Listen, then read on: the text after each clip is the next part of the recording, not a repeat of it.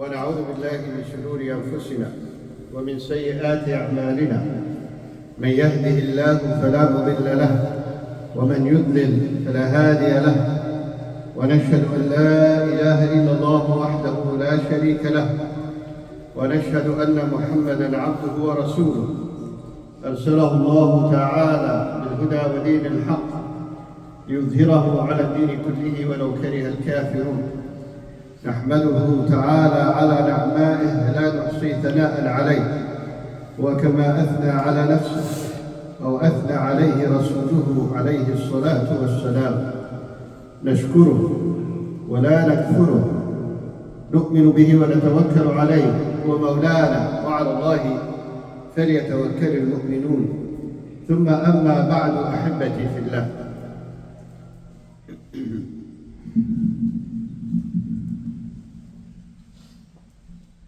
last night, as I was trying to figure out the topic to talk about today, and I truly hated to give a repetitive khutbah that we hear time and time again about Ramadan and fasting, or even the last 10 days of Ramadan that are approaching on Sunday. I wanted it to be something that is different. Even though repetition is warranted, because Allah subhanahu wa ta'ala has said in the Quran al-Kareem, وَذَكِّرْ فَإِنَّ الذِّكْرَ تَنْفَعُ الْمُؤْمِنِينَ. Remind them, for remembrance benefits the believers. And I initially wanted to talk about the Battle of Badr being during the month of Ramadan, just a few days ago. Then I noticed that the Battle of Ain Jalut was also said to be in Ramadan. And I found myself reading about that battle until I found myself captivated over a story that is attached to it. Now, for those who have not heard about the Battle of Ain Jalut, it's a battle that happened at the outskirts of Egypt between the Mongolians and Tatarians that have marched all the way from what we know today, Russia, and bulldozed themselves from one region to another, In fact, they entered Baghdad, the capital of the Khilafah at that time, and killed over 2 million people. They took the libraries and books, countless books, and threw them into the river, trying to destroy the identity and the history and the intellect of this ummah, until it was said that the color of the river changed. There was nothing that could have stopped them, as it seemed, because the Khalifa himself in Baghdad, al-Mustansir Billah, was approached right at the beginning of the aggression of the Tatarians, and his response was, "I care about my own Khilafah." And they continued marching until he said, as long as they're not at the outskirts of Baghdad, until they actually reach his castle, and killed him. He was betrayed from his own prime minister, who would send letters to Hulagu Khan telling him about what's going on, committing treason. He went as far as stop the salaries of the soldiers so they can walk away from defending this ummah. And as I said, the rest, the history with what happened to Baghdad and the people in Baghdad. But there is a group in Egypt. They took over and controlled the leadership and government in Egypt. They were not the elites of the society. They were not the rich of the community. They were not the high-ranked families. On the contrary, they were slaves. We all heard the name of Qutuz, the Sultan Biber. These were slaves. Even their rule was considered Ahd al-Mamalik, the time of the slaves. But they were free inside.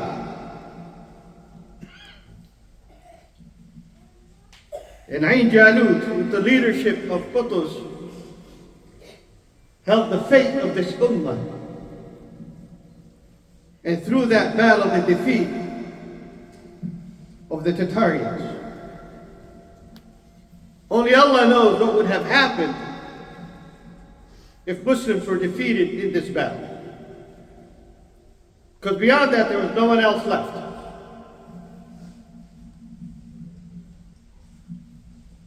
Now, what I really want to touch into today is what happened before this battle and the lessons that we can learn from those battles. One, I asked myself, how can such a treachery of a person like Muhammad ibn al-Alqami reach the highest position in the government, and he was betraying this ummah? It's almost, history repeats itself, huh? I'm just wondering how many Muhammad ibn al-Alqami we have today in our Islamic countries. That is, if Muhammad ibn al-Alqami is not the head of the state himself.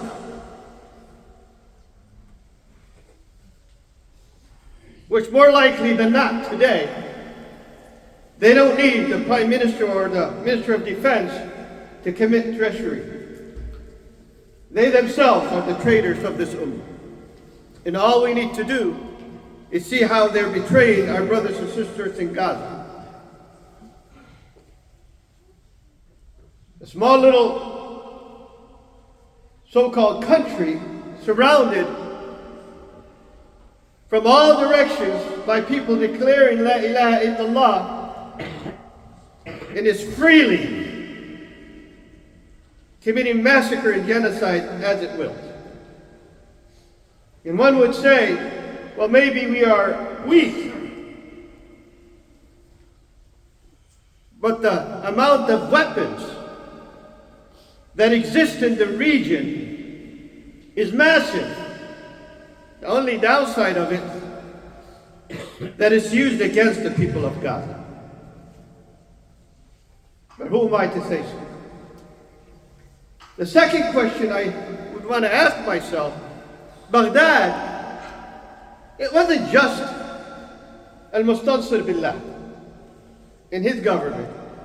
It's a city of knowledge, city of ulama. If the books change the color of the river, the question is, where was the scholars at that time to allow such devastation and 2 million people in the heart of the Khilafah be massacred? It was so humiliating, it is written that one individual from the Tatarians will speak to 10 of Muslims and tell them, wait here until I bring my weapon to kill you. And none would dare to move. Where was those so-called ulama? I would assume they were either betraying the ummah, as we see many today, or imprisoned, as we also see many today, or just a group cowered out and stayed in their homes and waited for the lives of millions to be killed. Subhanallah, ma ashbaha al-yawma bil-bariha. We have countless ulama today, especially in that region. There's a large group of them in prison because they were willing to speak the truth. But the majority are either on screens being the vocal voices of betrayal, to where they would accuse the Palestinians of being terrorists, to where some of them would say, excuse me, the only way for this ummah to live in peace is to eliminate the people of Gaza. That's not the Jews are saying it, that's some of so-called ulama are saying. And then the rest are going along their merry way, just hoping to be safe and make ends meet, not caring what happens to the ummah at large.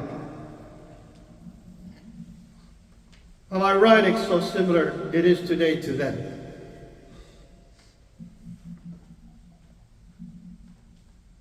But then, I read about the story of Al-Izz ibn Abdul. I don't know how many of you have heard about Al-Izz ibn Abdul. He was among the scholars in Egypt. He was well known in history as Bay' al-Muluki wal-Umara.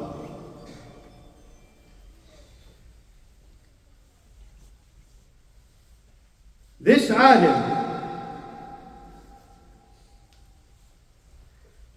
I believe,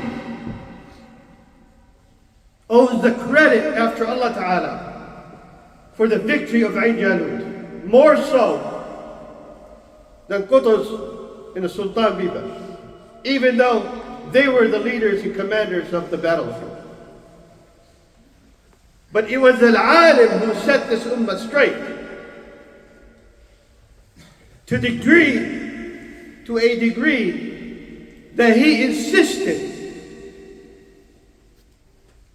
that the leaders are free before they can control anyone and lead.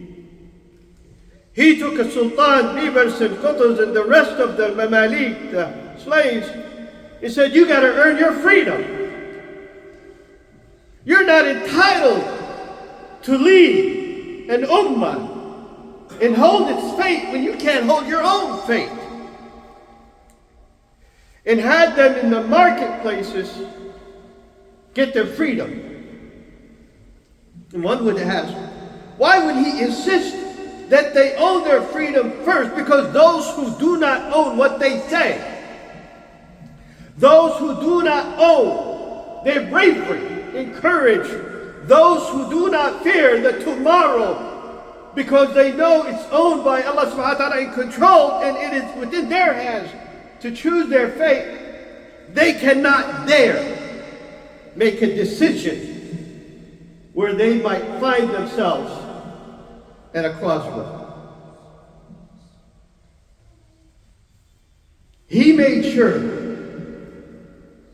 that no one influences their decision if they are to lead. The problem of our ulama and leaders today is they don't own their decision. And all you need to hear is the pressure that the United States, who is complicit in the genocide in Gaza, no, they're not complicit. No.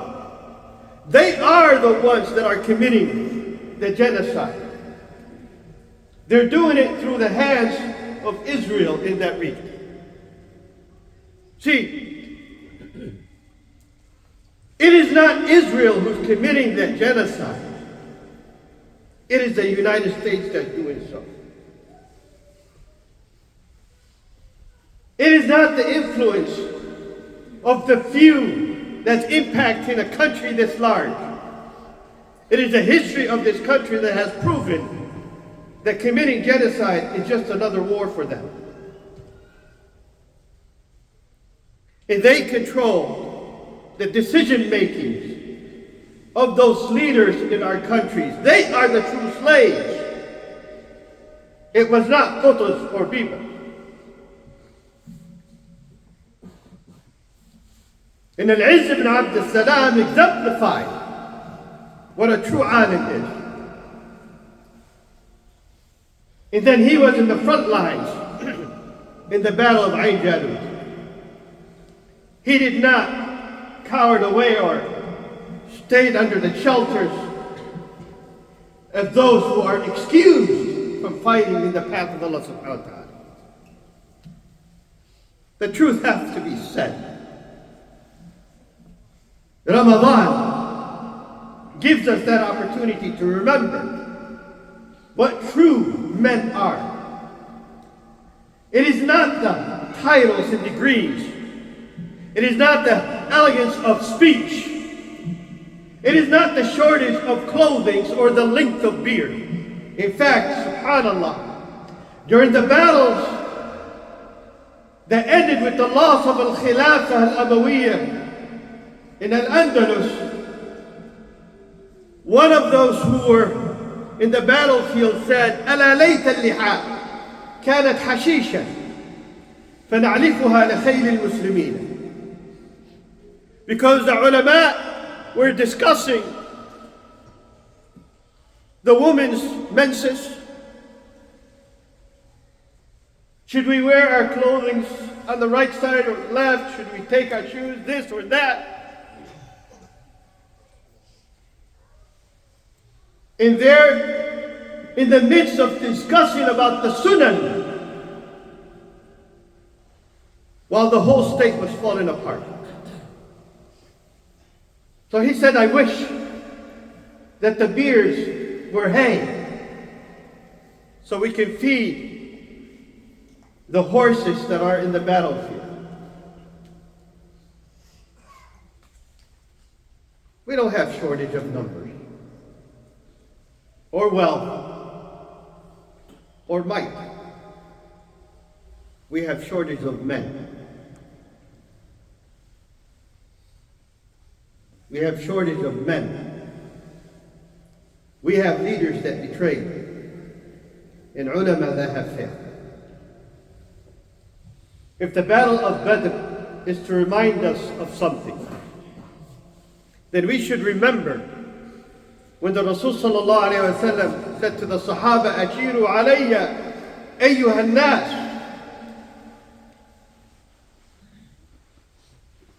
Advise me, talk to me. When Muhajirin will echo, and he's waiting for Al-Ansar. So they said, Ya Rasulullah, كأنك تقصدنا. والله لو خضت بنا ثبج هذا البحر لخذناه معك. والله لا نقول لك كما قال بنو إسرائيل لموسى اذهب أنت وربك فقاتلا بل اذهب إنا هاهنا قاعدون بل اذهب أنت وربك فقاتلا إنا معكما مقاتلون. They said, it's like you're talking to us, Ya Rasulullah. Wallahi, if you are to march into the ocean, into the sea, we will march with you. We will not echo what Bani Israel said to Musa, go and fight with your Lord, we'll wait here, we'll sit back. But march you and the Lord to fight, and we will fight with you. If Ma'rakat Badr was to remind us of something is men that were willing to march into the ocean. Not men that are so concerned about letting go of the hostages of one side, while thousands of prisoners over decades and decades are imprisoned in Israel. But no one speaks on behalf of those. They're anxious for a ceasefire, to find an opportunity to let go of hostages of the few, not a ceasefire to save the hundreds of thousands of people that are dying of hunger. It's not Israel, wallahi. The crime is happening from here, from DC. In Tel Aviv, it's just echoing the crime of this country. The genocide that this country is doing. And the sad part is, you travel across the United States and you listen to every khutbah that you can find. And all we're doing is pointing fingers to the outside countries of the crimes. And rarely anyone will dare to speak the truth. That the administrations, with an S, of this government has always been the true enemy of human rights.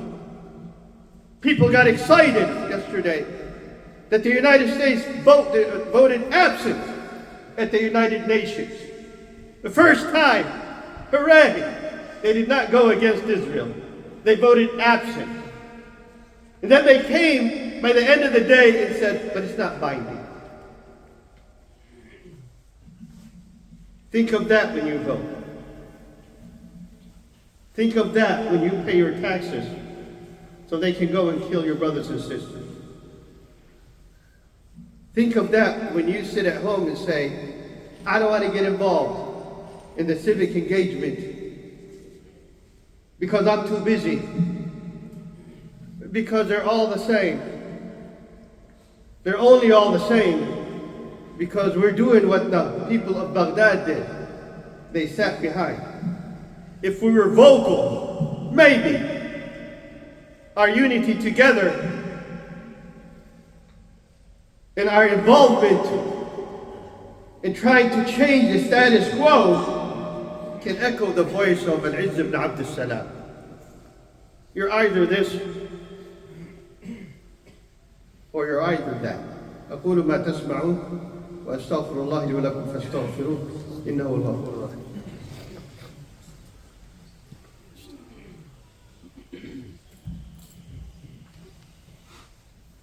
إن الحمد لله نحمده تعالى ونستغفره ونستهديه ونعوذ بالله من شرور أنفسنا ومن سيئات أعمالنا من يهده الله فلا مضل له ومن يضلل فلا هادي له ثم أما بعد.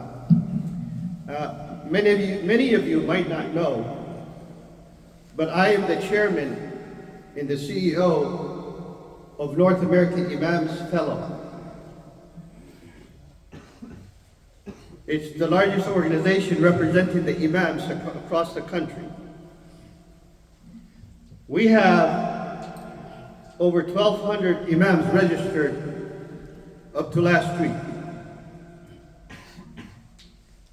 And the reason why I chose to be part of this organization, but lead this organization, is because I'm hoping that in the midst of these 1,200 imams that we have in the country, maybe we will have 5, 10, 15 that can emulate the life of Al-Izz ibn Abdul Salam and Ibn Taymiyyah, and Imam Ahmad, when they spoke, when it mattered, and they saved history for us. But the challenge is enormous. Much of that challenge is because most of our imams, like most of our ummah, are not well informed. They need to be informed. They need to understand and learn the do's and don'ts and rights of our communities in this country so they can speak with authority. One of the challenges, besides not being informed, is that we need them to be united also. So when one speaks, everyone else echoes that speech. So it can come powerful enough to be listened to, and powerful enough to make an impact and dent.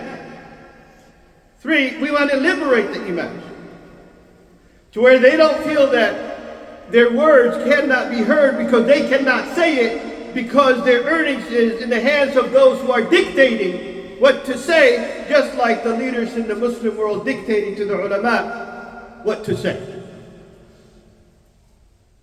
We want to make sure that they know they're free to say what they can with no let's just say, with no humiliation or insults or repercussions. 4,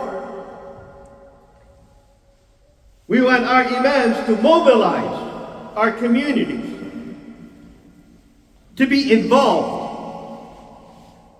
not in their daily work, but to be involved in the fate of their daily work as well as their children.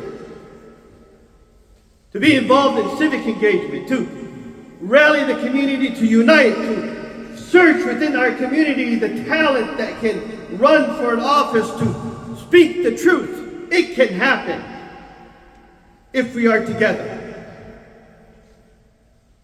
The person that speaks to our community while our community are silent like you are today is the imam.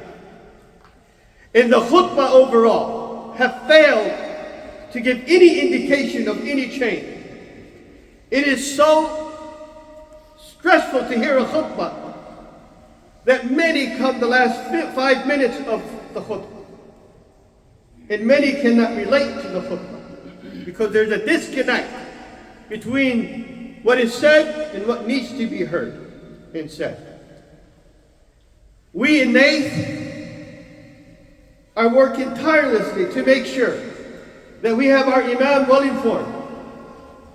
We did 13 workshops in 2023. Not workshops in fiqh, but in skill sets that they need to lead their community. We are working to make sure that they are united.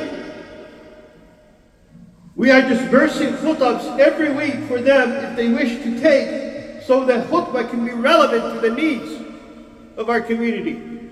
We are training them how to be engaged with their local officials as well as how they can recruit people to be engaged in civic engagement and to make a difference. I want to say this, and wallahi, I feel sorry to say it. There are Muslims that are engaged in civic engagement. Most of those individuals are self-serving individuals. They're not caring for you and I. But they are using you and I as numbers to elevate themselves in the eyes of politicians. We can't sit back and see that happen.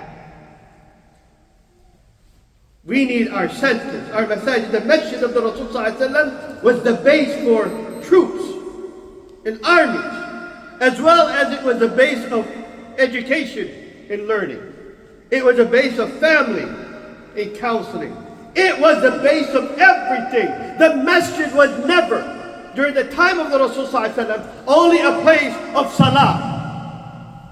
We resemble, here in the West, the masjid of the Rasul ﷺ at his time. But only if we take this seriously. We need your help. We need your support. We need you to help us continue educating our imams, liberating them, and putting some bravery and courage into them. And then having them engaged, truly engaged, to where they and the boards and the leaders and civil leaders can join hands and make a difference. We will do a fundraiser, inshallah, after Jummah. I'm hoping you understand how critical this is. I know some of us would want to collect funds for Gaza. which we do and will always do. But as long as this country is leading the way for those genocides, and we don't have means to change the politician stance here, the killings of our people will always continue. We have to make the change here for them to feel safe there. So you donating for missions like this, I would say it's the same as donating overseas. Because in the long run, our Arab leaders will not change anything. They will only make it worse. If you don't believe me, just listen to the news, and what's hidden is even worse. اللهم لا تدع لنا ذنبا إلا غفرته ولا هما إلا فرجته ولا دينا إلا قضيته ولا حاجة من حوائج الدنيا والآخرة هي لك رضا ولنا فيها صلاحا إلا أعنتنا على قضائها ويسرتها برحمتك يا أرحم الراحمين. اللهم انصر الإسلام والمسلمين، اللهم انصر الإسلام والمسلمين، اللهم انصر الإسلام والمسلمين. اللهم بارك لنا في هذا الشهر الكريم، اللهم أختم لنا في هذا الشهر الكريم بعشرة ليال وأيام كريمة. اللهم بلغنا ليلة القدر يا رب العالمين. اللهم تقبل منا صلاتنا وصيامنا ودعاءنا. اللهم اجعل في دعائنا نصر لإخواننا في غزة، واغفر لنا تقصيرنا وعجزنا وخذلاننا لإخواننا إنك سميع مجيب الدعوات. أحبتي في الله، اعلموا أن الله تعالى يقول إن الله وملائكته يصلون على النبي يا أيها الذين آمنوا صلوا عليه وسلموا تسليما. ثم اعلموا أن الله تعالى يقول إن الله يأمر بالعدل والإحسان وإيتاء ذي القربى وينهى عن الفحشاء والمنكر والبغي يعظكم لعلكم تذكرون. فاذكروا الله العظيم الجليل يذكركم واشكروه على نعمه يزدكم ولذكر الله أكبر. والله أعلم. الصلاة.